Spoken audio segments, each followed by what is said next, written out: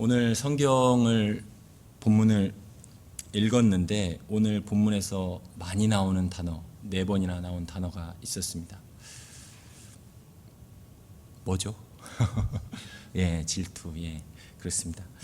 여러분, 질투하시는 하나님이란 표현을 들으면 어떤 생각이 드십니까? 질투하시는 하나님이란 표현이 싫어서 정통 기독교 신앙을 떠난 사람이 있습니다. 제가 그 설교 중에 들었던 예화인데요. 오프라 윈프리 잘 아시죠? 미국의 유명한 사람. 그 다음에 브래드 피트 잘 아시죠? 영화 아주 잘생긴 브래드 피트. 기독교 정통 신앙 가운데 잘 자랐는데 이게 마음에 안 드는 거죠. 이 표현. 어떻게 하나님이 질투하시는가? 오늘 이 말씀 가운데 이 표현을 잘 정리하고 우리가 우리 안에도 질투하시는 하나님이 어떻게 우리에게 은혜가 되고 또한 우리가 우리 자녀들 또 이웃들에게 어떻게 이 질투하시는 하나님의 이름으로 자신을 소개하고 있는데 출애굽기 34장에 어떻게 이거를 이해할 수 있을까를 생각해 보면 좋겠습니다. 하나님의 질투를 인간의 질투로 오해해서는 안 됩니다. 하나님의 질투는 마치 부부 사이의 질투와 같습니다. 배타적인 질투입니다. 우리 마음에 배우자가 있는데 다른 사람을 품는다는 거 말이 안 되잖아요. 배우자의 사랑으로 다른 사람을 품는다는 거 말이 안 되잖아요. 그런 의미인 것입니다. 오늘 본문에서 그것이 어떻게 드러나는지 살펴보겠습니다. 1절 말씀입니다. 같이 읽겠습니다. 시작. 이스라엘이 시딤에 머물러 있더니 그 백성이 모압 여자들과 음행하기를 시작하니라. 성경에서 음행은 영적 음행과 연결됩니다. 음행은 단순히 육신을 내어준 것으로 끝난다는 게 아니죠. 그죠? 하나님 외에 다른 것을 마음에 두고 그것을 즐기는 것, 그것에 참여하는 것, 그것에 가담하는 것입니다. 신약적인 해석으로 보면 야고보서 4장 3절에서 4절에 이렇게 말합니다. 너희가 구하여도 받지 못함은 정욕으로 쓰려고 잘못 구하기 때문이라. 간음하는 여인들아, 여기 나오죠? 간음하는 여인들아. 그죠? 지금 성도들에게 쓰는 편지에 이렇게 말하는 겁니다. 간음하는 여인들아. 간음하는 것이 어떤 행위인지 그 다음 설명이 나옵니다. 세상과 벗된 것이 하나님과 원수됨을 알지 못하느냐. 세상과 벗된 것이, 세상을 마음에 품고 세상을 사랑하고 그렇게 하는 것이 하나님과 원수된다 라고 이야기하고 있습니다. 그런즉 누구든지 세상과 벗이 되고자 하는 자는 스스로 하나님과 원수되는 것이니라. 하나님의 질투심을 불러 일으키신다는 거죠. 다시 오늘 본문으로 돌아와서 2절에 이렇게 말합니다. 그 여자들이 자기 신들에게 제사할 때에 이스라엘 백성을 청하매 백성이 먹고, 그죠? 제사. 그러니까 우리 표현으로 하면 페스티벌이죠. 파티죠. 제사 드리는 그런 파티인 거죠. 이스라엘이 바알 보올에 가담한지라 여호와께서 이스라엘에게 진노하시니라. 제가 어제 이제 찬미 돌이 이제 이 뒤에 있는데 이제 먼저 하느라고 저희 어머니하고 먼저 초대를 했습니다. 그래서 이제 저녁에 이렇게 했는데 어머니랑 즐거운 대화를 나누다가 어머니가 이제 핸드폰 카카오톡 이제 저장 사진 보내는 거 왜 이렇게 여러 개가 나가냐, 하나만 보내야 되는데 하여튼 그걸 말씀하셔가지고 그걸 가르쳐 주는데 사진에 어떤 사진이 있냐면 어머니가 산악회를 하시는데 아파트 그 산악회를 하시는데 산악회 연초에 시작하시면서 뭘 했냐면 시산제라고 혹시 아시나요? 예, 시산제. 그러니까 돼지머리를 올려놓고, 그죠? 사람들이 저희 어머니가 65세 세례 받으시고 이제 그 성경을 삼독하셨거든요. 삼독. 근데 거기에 그 사진에 어머니가 계시진 않았어요. 근데 제가 그걸 보는데 오늘 이 말씀이 좀 생각이 나더라고요. 이거 아닌데. 하여튼 뭐 하여튼 그랬습니다. 그러니까 그런 거죠. 뭐 이거 다 하는 건데, 우리 그런 거 하잖아요. 뭐 할 때 고사 지내잖아요. 뭐 다 하는 건데 어때? 그렇게 꼬신 거죠. 이스라엘 백성들을. 그죠? 그렇게 꼬신 거예요. 여기서 가담했다라는 표현은 묶다, 바인드, 결합하다, join 그런 뜻입니다. 그래서 킹제임스 버전에서는 join이라고 해석했습니다. 그래서 남편이 있는데 다른 대상에게 몸을 내어주고 그 대상과 결합한 것입니다. 그런 의미입니다. 그죠? 우리의 마음을 내어준 거죠. 몸뿐만 아니라. 이에 대해서 여호와의 맹렬한 진노가 일어납니다. 4절 말씀. 여호와께서 모세에게 이르시되 백성의 수령들을 잡아 태양을 향하여 여호와 앞에 목매어 달라. 그리하면 여호와의 진노라고 되어 있는데 원어로 보면 맹렬한 진노입니다. fierce anger입니다. 맹렬한 진노가 이스라엘에게서 떠나니라. 하나님이 너무 화나신 거죠. 이런 짓거리 하는 자들이, 내 백성이 거룩하게 살라고 구원했더니 이런 짓거리나 하고 있다니 너무 화나시는 겁니다. 하나님의 거룩하심이 이런 걸 참을 수가 없는 겁니다. 그리고 이어서 5절 말씀. 모세가 이스라엘 재판관들에게 이르되 너희는 각각 바알 부올에게 가담한 사람들을 어떻게 하라? 어떻게 하라? 죽이라. 하나님의 진노의 표현입니다. 이 일로 모든 사람들이 울고 있었습니다. 그죠? 웁니다. 통탄하면서 울고 있습니다. 그런데 그 우는 와중에 경악할 일이 발생합니다. 6절 말씀. 이스라엘 자손의 온 회중이 회막문에서, 하나님과 만나는 그 회막문에서 울 때에, 바로 그때에 이스라엘 자손 한 사람이 모세와 온 회중의 눈앞에 미디안 한 여인을 데리고 그의 형제에게로 온지라. 간음하려고 자기 장막으로 들어가는 거죠. 온 백성이 울고 있는데. 여기 잘 보셔야 됩니다. 모세의 원에 보면 이렇게 돼 있어요. 모세의 눈앞에, 또한 온 백성의 눈앞에 온 백성이 울고 있는데 하나님이 명령하신, 함께 섞이지 말라고 명령하신 이방 여인, 미디안 여인의 손을 잡고, 그 페스티벌의 분위기 가운데 이 여인의 손을 잡고 간음하려고 자기 장막으로 온 백성의 눈앞을 지나가고 있는 것입니다. 생각만 해도 화나죠. 그죠? 막 화가 올라오죠. 그죠? 한번 생각해 보세요. 여기에서 예배당에서 예배하려고 하는데, 회개기도 하는데 그런 일이 일어났다 생각해 보세요. 그렇잖아요. 놀랄 일이잖아요.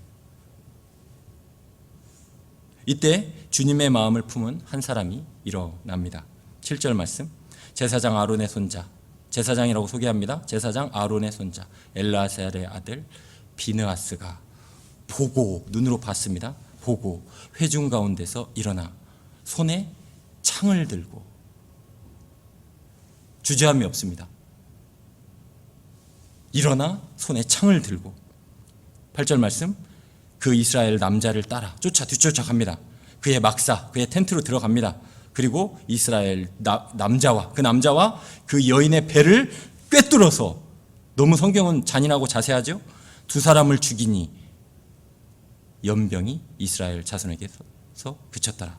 사실 이게 보면 죽이는 것과 논리적 연관관계가 원어로 보면 자동입니다. 그러니까 죽이니 연병이 그쳤더라, 이렇게 된 겁니다. 이해되시죠? 죽이는 것과 동시에 연병이 그친 것입니다. 하나님의 심판인 거죠. 비느하스의 심판으로 연병이 그쳤습니다. 만약에 비느하스가 이스라엘의 죄악을 심판하지 않았다면, 이 본문으로 이해하자면 어떻게 됐을까요? 연병은 계속된 거죠. 그렇잖아요. 이스라엘의 죄악 때문에 연병은 계속되었을 것입니다. 우리는 여기서 죄의 전염성을 생각해야 합니다. 죄의 전염성을 두려워해야 합니다. 죄는 정말 무섭습니다. 우리 불평 많이 하는 사람에게 가면 우리도 불평이 올라오잖아요. 그렇잖아요. 그런 말 자꾸 들으면 우리도 올라오잖아요. 뭐 사소한 거지만 막 교회에 대해서 비판하고, 그렇잖아요. 하나님의 그런 거, 사회에 대해서 비판하고 막 이런 거 듣다 보면 우리도 그런 걸로 마음이 쏠리잖아요. 이게 죄악의 전염성입니다. 사소한 감기도 쉽게 전염되는데 애들 한 명 아프면 쭉쭉쭉 줄줄이 사탕이잖아요. 그죠? 죄의 전염성은 훨씬 더 강력하다는 것입니다. 더구나 이 간음을 했던 사람들, 이 두 사람, 이 이스라엘 한 남자는 이스라엘의 지도자입니다. 뒤에 나오겠지만 시므온 조상 14절에 보면 시므온 조상의 가문 중에 한 지도자입니다. 그죠? 그죠? 미디안, 이 여인도 역시 지도자 가문입니다. 지도자의 영적인 타락은 그만큼 파급력이 더 셉니다. 그러므로 우리는 죄악을 두려워하는 가운데 이 죄악을 끊어내야 합니다. 이러한 비느하스의 열심으로 우리 안에 죄악을 끊어내야 하고 교회의 죄악을 끊어내기 위해서 열심을 품어야 합니다. 존 오웬 청교도 신학자가 이렇게 말했습니다. Be killing sin or sin will be killing you. 죄를 계속해서 죽이라. 그렇지 아니하면 죄가 너를 죽일 것이다. 이렇게 말합니다. 로마서 8장 13절에 이 말씀을 지지해 주는 말씀이 있죠. 너희가 육신대로 살면 반드시 죽을 것이로되 성령으로서 죄를 육신을 죽이면 살리라. Be killing sin. 현재형이잖아요. 계속 죽이라는 거예요. 죄를 내 안에 있는 죄를 죽이라는 거예요. Be killing sin. Or sin will be killing you. 우리를 죽일 거라는 거예요. 죄가 우리를 죽일 거라는 거예요. 죄의 무서움이죠. 하나님은 바로 이 점에서 비느하스를 칭찬하시고 그에게 평화의 언약, 즉 영원한 제사장 직분의 언약을 주십니다. 하나님께서 자신의 백성의 죄를 해결하기 위해서 끊임없이 거룩한 열심을 품은 사람들을 세우십니다. 하나님을 사랑하는 사람들을 세우십니다. 거룩한 열심으로 하나님을 사랑하는 사람들을 세우십니다. 우리는 이 지점에서 아까 우리 다루었던 그 단어 질투, 하나님의 질투를 생각해 봐야 됩니다. 원래 이 질투라고 번역된 이 히브리어는 여기서 킨아, 그 어근으로 들어가면 카나라는 단어인데 원래 열심, 열정, 질투라는 뜻입니다. 그런 의미가 다 들어있어요. 그죠? 사전에 보면 1번 뜻은 사실 열심이에요. 열정이고. 그러니까 사랑에서 나오는, 우리 부부간의 그 사랑에서 나오는 열정과 열심과 질투라는 거, 이게 다 포함되어 있는 말이라는 거예요. 이해되시죠? 그래서 출애굽기 34장 14절에 이렇게 말하는 거예요. 하나님께서 자신을 정의하시면서 너는 다른 신에게 절하지 말라. 여호와는 질투라. 여호와는 질투라. 이름하는 질투의 하나님이니라. 그러니까 좀 이해가 되죠? 하나님의 질투가. 하나님의 질투는 우리를 사랑하셔서 죄를 정말 죽기까지 미워하시는 그러한 질투입니다. 자기 아들을 죽여서라도 하나님과 우리 사이를 갈라놓는 이 죄 문제를 반드시 해결하고야 말겠다는 그분의 열심입니다. 그분의 사랑입니다. 그것이 질투로 표현되는 것입니다. 창으로 죄인들을 찔러 죽이는 것이 아니라 죄인들의 손에 의해 창에 찔려 죽어가시는 예수님을 생각해 보시기 바랍니다. 죽어가시면서도 그는 끝까지 열심을 품고 십자가에서 내려오지 않으셨습니다. 내려올 힘이 있었음에도. 그렇잖아요. 우리 막 그러잖아요. 배우자가 막 자기 그 화나게 하면, 아니면 직장 생활이나 아이들이 막 화나게 하면 막 참다가 터지잖아요. 그럴 때 있잖아요. 없으신가요? 저만 그런가요? 그럴 때 있잖아요. 막 참다가 도저히 안 되게, 이것들 하고 못 다 빼버리고 이것들 너 일로 와. 이렇게 하셔도 되잖아요. 예수님이. 그러잖아요. 그 참으신 이유가 무엇입니까? 그렇잖아요. 우리를 사랑하시는 그 하나님의 열심인 거죠. 그렇잖아요. 우리가 그 자리에 있어야 되는데. 내려오셔서 죄인들을 비느하스처럼 창으로 심판하셔야 할 터인데 그 대신에 자신이 창으로 찔리셨고 그는 우리를 향한 열심을 그렇게 십자가에서 표현하셨습니다. 십자가에서 끝까지 버티셨습니다. 왜 그렇습니까? 그는 진정한 제사장으로서, 오늘 제사장이라고 소개하잖아요. 우리와 하나님 사이의 영원한 언약, 오늘 또 영원한 언약이 나오잖아요. 그죠? 영원한 언약.